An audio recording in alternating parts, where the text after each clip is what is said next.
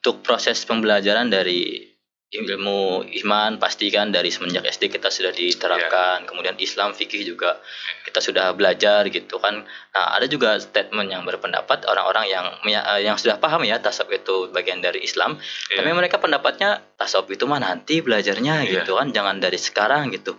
Apa benar gitu? Berarti apakah saya belum bisa belajar tasawuf karena saya masih muda gitu kan? Andai seorang punya stigma negatif tadi di awal dan punya perspektif tentang umur, batasan umur untuk orang belajar tasawuf, siapa yang bisa menjamin tentang kehidupan? Siapa yang bisa menjamin tentang napas ini diberhentikan? Ada orang-orang muda yang tidak disangka sama sekali dia telah berpulang lebih dahulu ketimbang orang tuanya bahkan. Banyak terjadi fenomena seperti itu. Andai perspektif itu dikembangkan sampai hari ini, lantas bagaimana dengan mereka yang meninggal muda? Belum sempat belajar. Sementara tasawuf itu kan wilayah rasa. Gimana itu maksudnya tasawuf bagian rasa? Wilayah rasa tuh gini. Saya sering mengatakan rasa itu adalah segalanya. Dulu sempat ada ya, ini menjadi satu quote di salah satu brand dalam iklan. Rasa itulah segalanya. Dan saya sangat setuju dengan ini. Kenapa rasa segalanya? Sekarang saya tanya sama Ustadz. Ustadz, kenapa sampai detik ini kita masih berbuat maksiat? Karena tadi mungkin rasa segalanya. Karena ada kenikmatan. Oh iya. Andai dalam maksiat tidak ada kenikmatan, orang akan sekali melakukan dan tidak akan berulang lagi. Kenapa hari ini kita untuk taat sangat sulit? Boleh jadi belum ada rasa di dalam sujudmu. Boleh jadi munajatmu penuh dengan kepalsuan. Boleh jadi rukumu hanya sebatas kewajiban untuk ditunaikan saja. Sehingga ibadah tanpa rasa sulit kita untuk kembali. Karena tidak menemukan di sana. Kita bisa mendapati banyak fenomena hari ini. Ada orang yang sampai tengah malam pergi dari rumahnya, bahkan ada yang tanpa sepengetahuan istrinya hanya pergi untuk memancing. Tengah malam. Kenapa?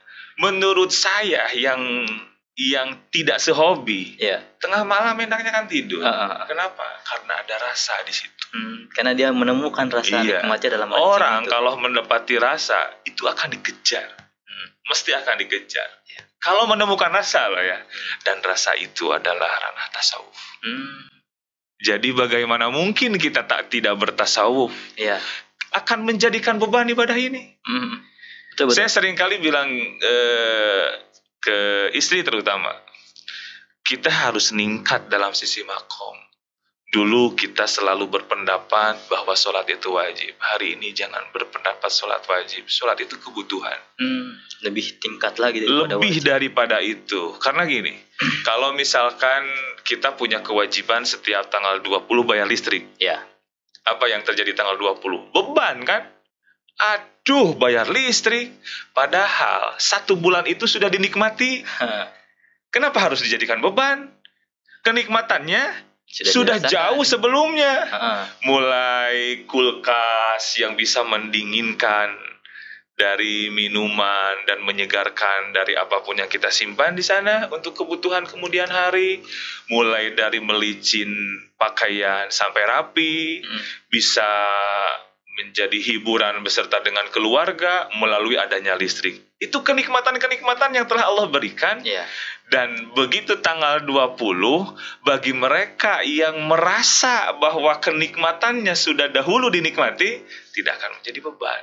Seperti sholat kita hari ini, tidak akan jadi beban bagi mereka yang sudah menikmati penuh syukur akan napas ini.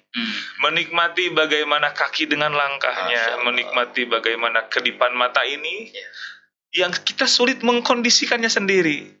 Berarti ada dia sang penggenggam, sang pengurus seluruhnya.